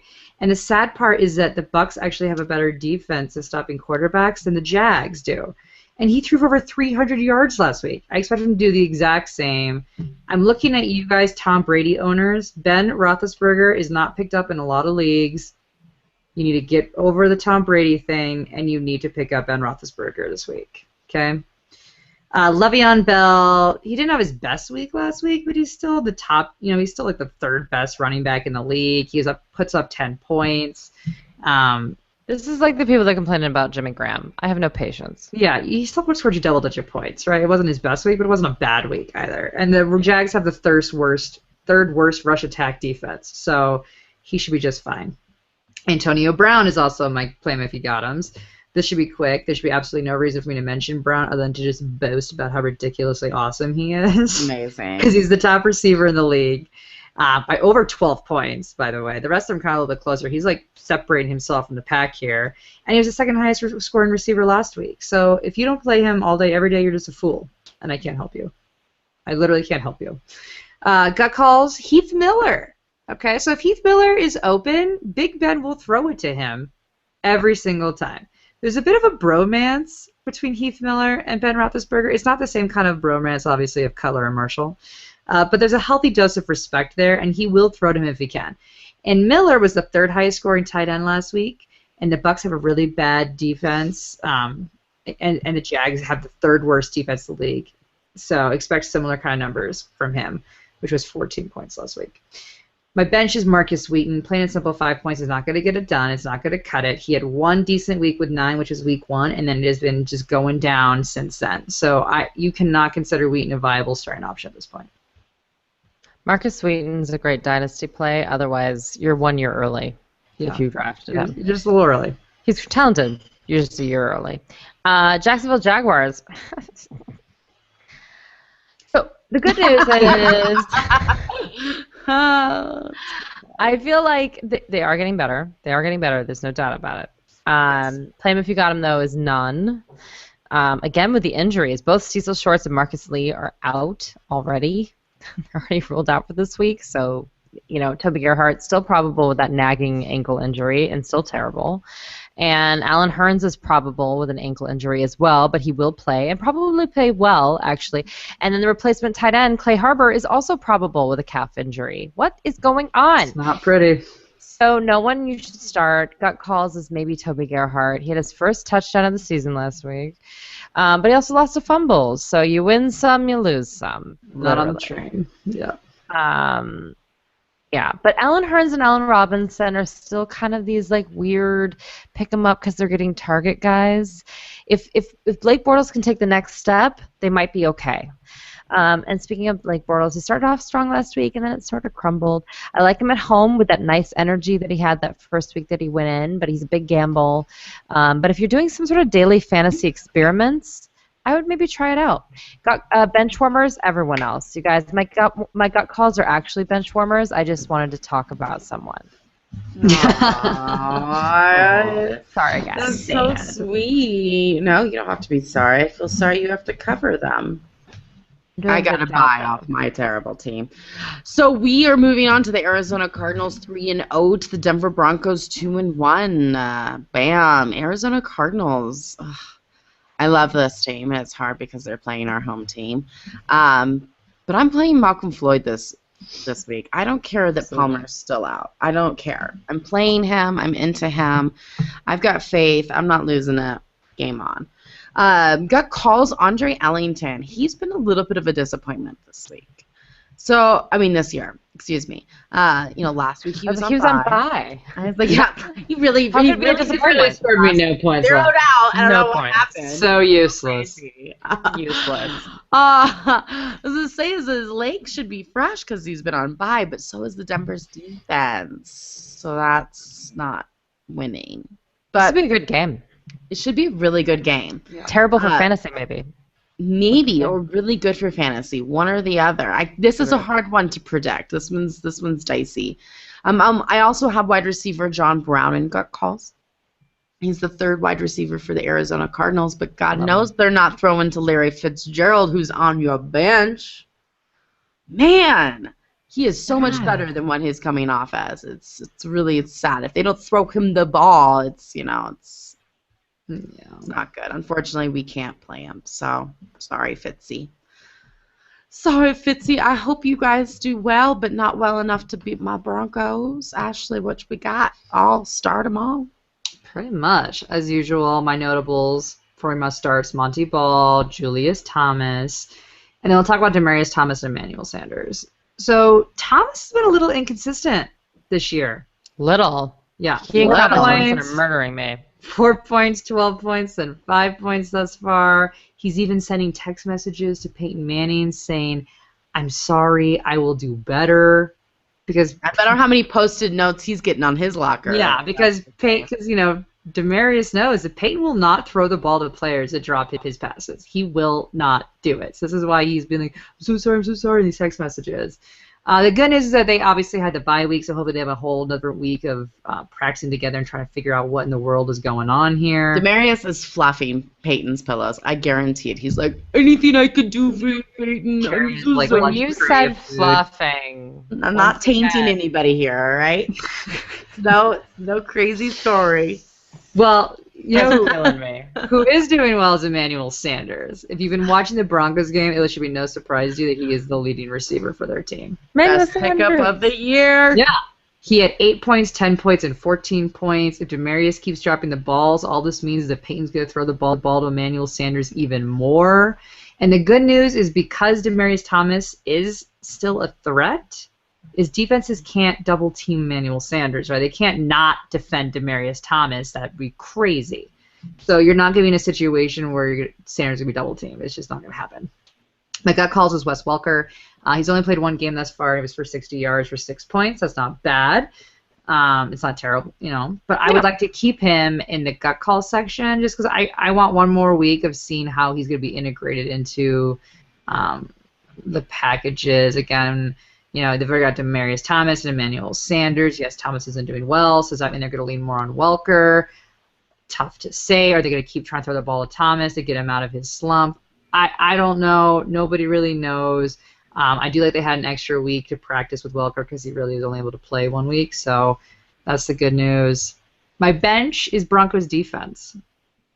So the Broncos defense, when you're watching the game, looks really good. But they aren't doing the kind of things that defenses need to do to actually score you fantasy points. Yeah.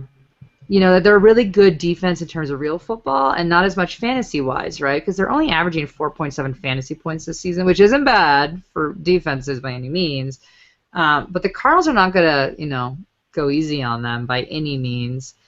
So I just, I would say be a fan, but keep them on your bench this week.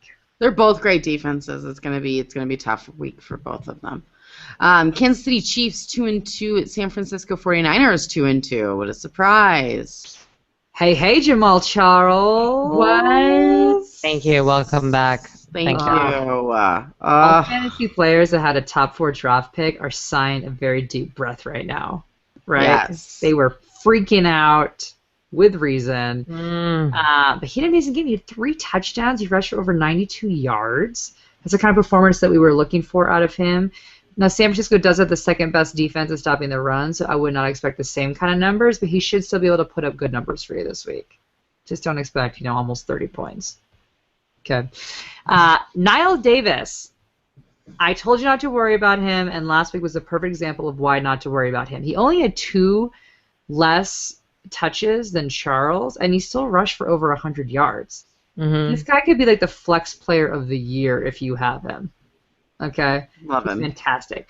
Chiefs defense, they're the 11th highest scoring defense this year, and I think they could crack into the top 10 after playing the Niners. The Niners give up a lot of points to defenses. I'll be nice and not go into my rant about the Niners. But, they're not going to get 18 points that they did against the Patriots, but I think you could maybe look along the lines of 9 points for them this week. My gut calls is Travis Kelce. Kelsey's provided us enough, he's reliable enough to count on. He had 8 points, 9 points, and 15 points in the last 3 games. The only reason he's in my gut call section is because the Niners are the second toughest defense at stopping tight ends. I'm glad I heard that because I was like, he's a must start at this Yeah, well, I know, but they're the second toughest defense, right? So he's the 8th highest scoring tight end for the season thus far. So he'll probably be able to put up some sort of numbers, but I think if you are in a situation with Greg Olsen or Martellus Bennett, you got one of those guys, you're playing him over Kelce. If you're an Owen Daniels owner, you're probably still playing Kelce over Owen Daniels. Bench, Dwayne Bowe. He had 8 points last week, but he's historically inconsistent.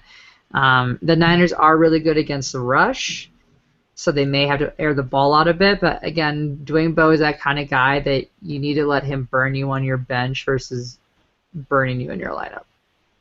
You've got better options, you do.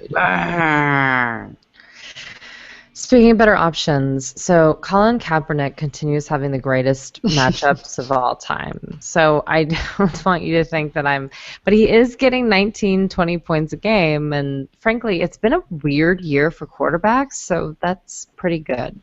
On one hand, he looks terrible. He looks very off his game. On the other hand, last week he only threw 17 completions, but it went for 218 yards, and more importantly, 2 passing touchdowns, and he did throw 1 interception, but he also rushed for 58 yards. I mean, the guy is getting you the fantasy points. So that's right.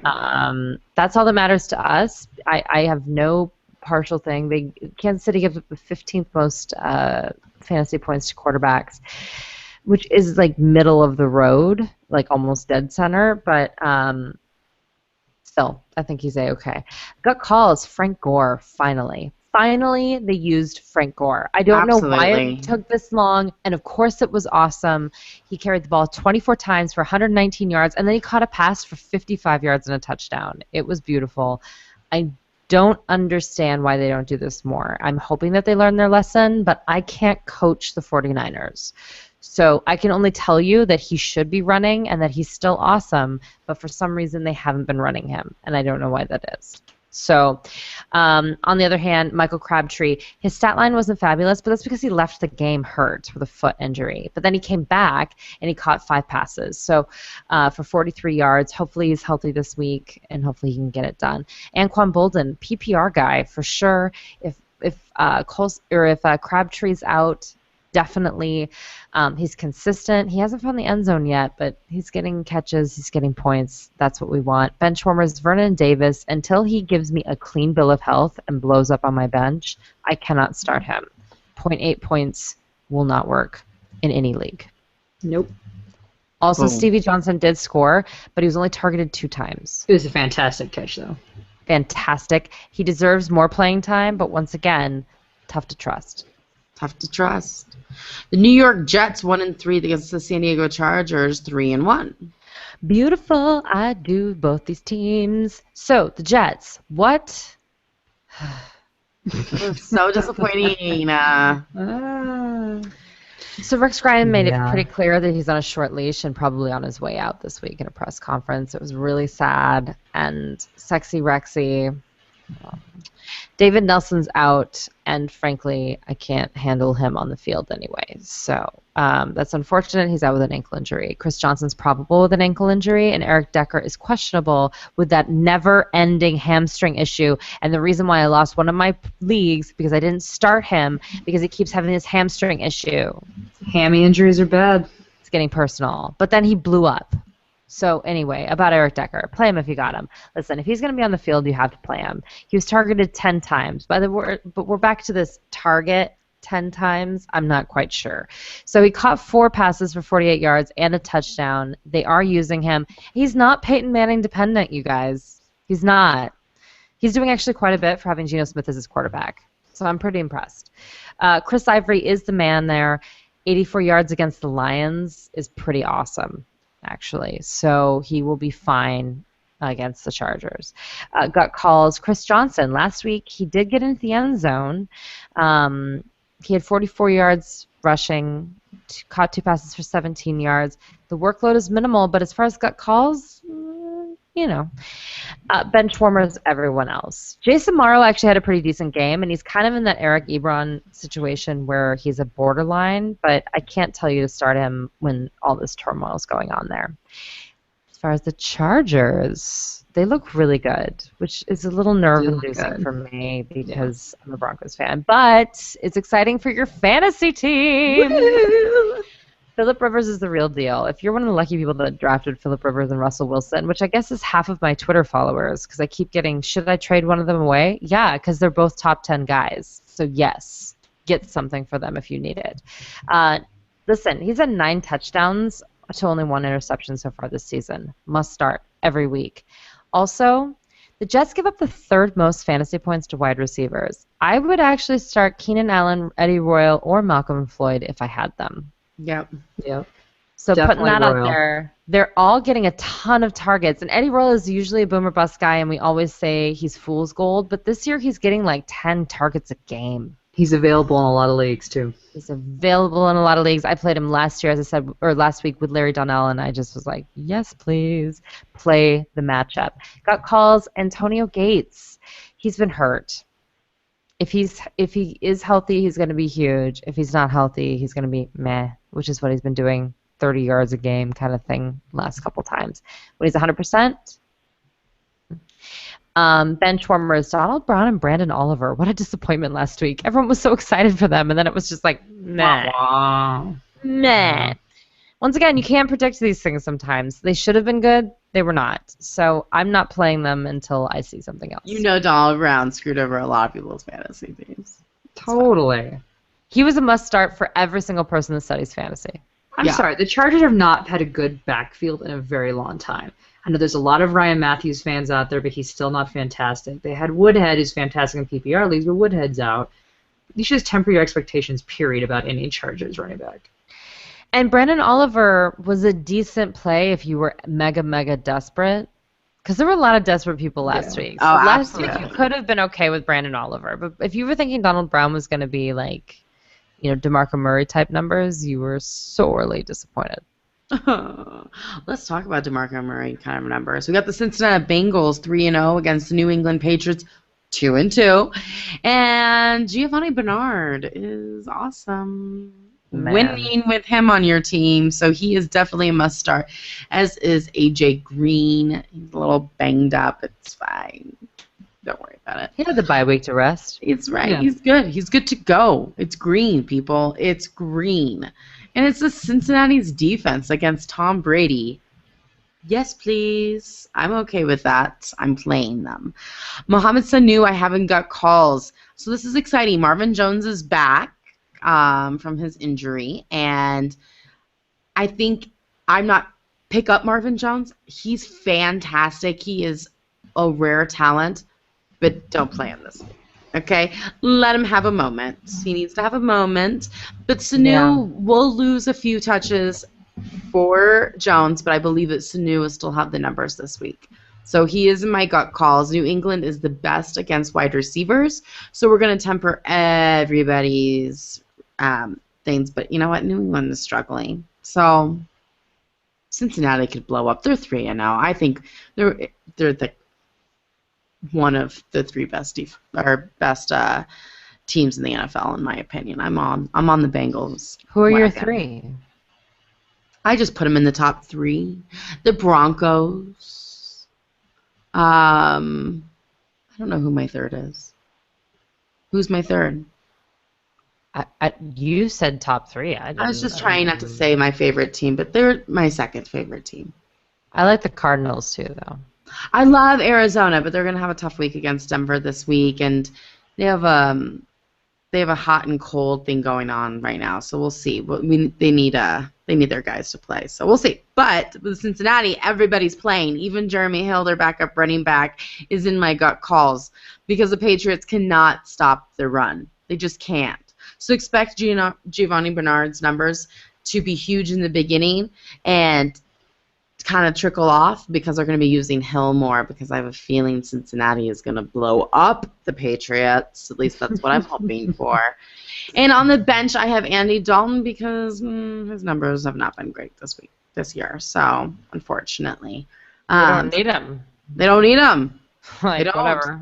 Crazy. But I think having Marvin Jones back, Dalton's numbers will increase over the season. Just I wouldn't expect it this week against the Patriots. And the Patriots. Oh, the Patriots. Oh, the Patriots. Play him if you got him, Rob Gronkowski, because you have to play him because you bought him. Mm-hmm. And I've moved Julian Edelman down to gut calls because I lost to Dad because of him. I only needed 3 points from him. It was the saddest thing ever. I know. I was irate for you. It was really disappointing. And even Dad was just like, oh, I feel bad. Yeah, who doesn't feel bad for that loss again with Edelman? Edelman is great. He's so great. He is wonderful. But he can't be the only good person on the New England Patriots. Defenses have caught on to that. And Cincinnati's defense is way too smart for that. So he's in gut calls.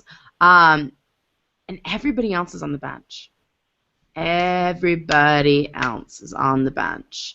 Including New England's defense, is not one of my favorites this week. So that was quick for the Patriots. Belichick,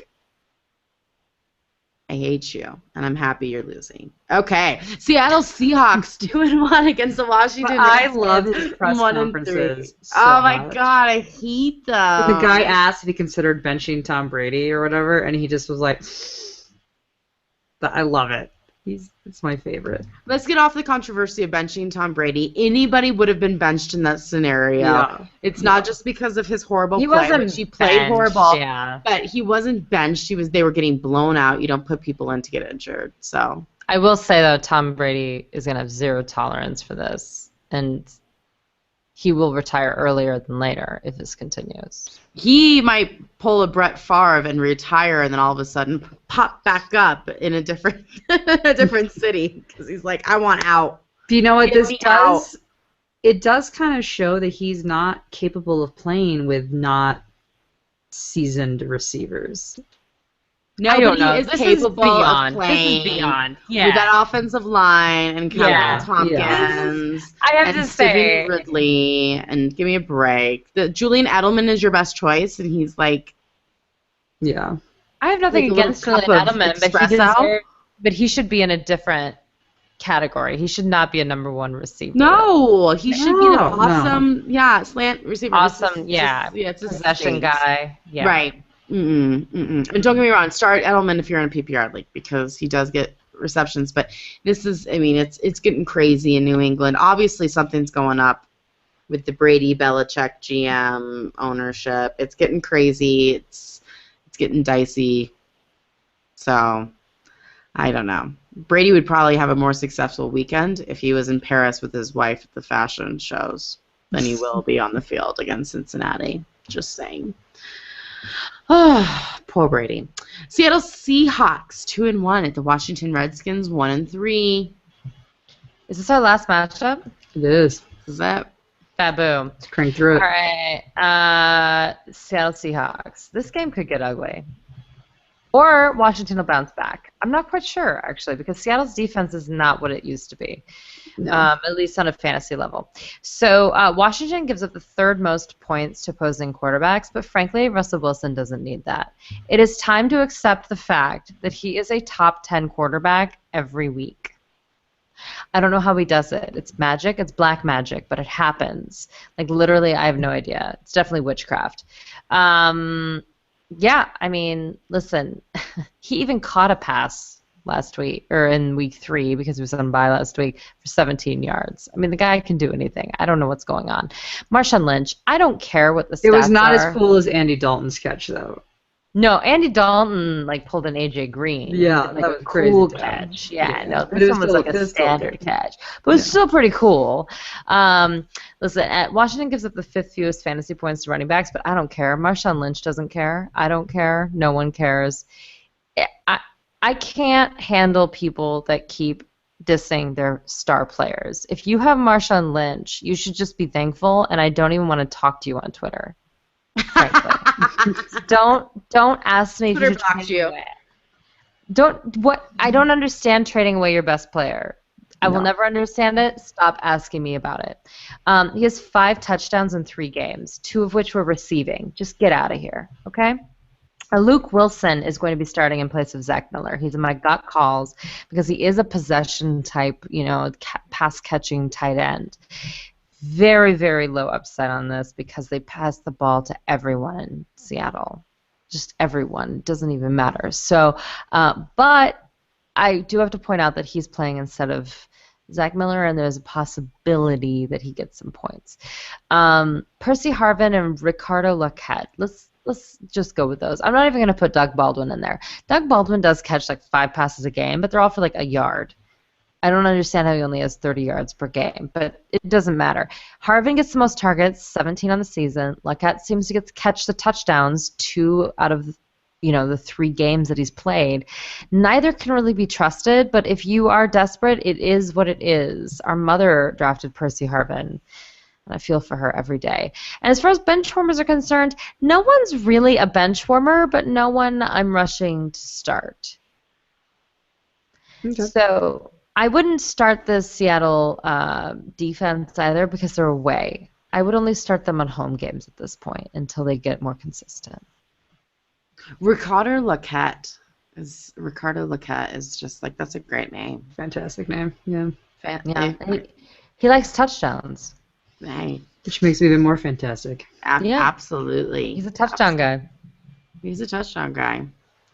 Well, week 5 should be very exciting. I'm excited to see what the Redskins are going to pull through with Seattle. This is the moment. Kirk Cousins. So Alfred Morris is my only play if you got him. He's Love. the only good part of last week's game. I actually watched the game twice to be like, what? You got to be Mhm. clear. Like, what happened? Anyway, Morris rushed for 63 yards and scored a touchdown. It was just business as usual for him. Don't factor in the Redskins' play at all when it comes to Alfred Morris. You're starting him. The Seahawks have given up the third fewest points to running backs this season, but the Redskins need to lean on Morris, so he's going to get the touches. Okay. My gut calls Kirk Cousins. Even I'm a little scared to put Kirk Cousins in the gut call section after last week's game. But the Seahawks do give up the 8th most points to quarterbacks. And they aren't in Seattle, which is other good news. And Cousins has been kind of through a hot and cold performance throughout his entire career. This is why he's never been the starting quarterback per se for very long. But we're hoping that because of the super ice cold performance last week, he's going to be hot again this week. I do have faith in Kirk Cousins. It was just a really bad week. Some of the interceptions were his fault, and others were not his fault. So it's one of those interesting situations. I will also have Pierre Garçon and Deshaun Jackson and Niles Paul in my gut call section. Pierre Garçon's going to bounce back. And Seahawks probably not the best matchup against him, but I really do think that he's gonna bounce back this week. And my bench is the Redskins defense. There are many reasons why you shouldn't play the Redskins defense. Many. First they're playing the Seahawks, give up the 11th most points against defense. Sorry, I've scored the 11th most points against defenses. Secondly, they have scored negative fantasy points 2 weeks in a row. Mm-hmm. And find the only game that they actually scored a lot of points was against the Jags, where they scored 18 points. But other than that, they'd only scored 3 points in week 1 against the Texans. So if Eli Manning can tear them apart, that's a problem. Imagine what Russell Wilson seriously. will do. So you need to stay entirely away from the Redskins defense. Don't do it. Don't think about it. I'm putting back on my Russell Wilson's Twitter. Oh, my goodness. I'm going for the Redskins. I'm going for the Redskins this matchup. Come on, Redskins. We can do it. Me too. I'm rooting for Redskins. Let's go, Kirk Cousins. Show them what you got. I'm into it. It helps that they're not in Seattle. That's my Seahawk That noise. Caw. I think that's a crow, but to me it's a Seahawk. It's whatever you want it to be, Brandon. Thank you. You're welcome. You're welcome. Well, yeah, this is gonna be a good week. This is a lot of fantasy orgies going on, so I'm into it. Best game I think is gonna be the Cowboys. I just love that defense. I can't help it. I'm into it. They were the worst, and I was gonna have them ranked 32 all season long, and then they just came out, and they're just Stepped it up. they're stepping it up. I mean, they're not fabulous, but they're just stepping it up. I'm into it. So enjoy yourselves, everybody. Make sure to hop over to herfantasyfootball.com and onto ESPNW to watch our little video and to see our predictions for the week. Also, make sure to follow us on Twitter at herfantasyfb and on Facebook /herfantasyfootball. It's going to be a great week. Until next time, no more faking it.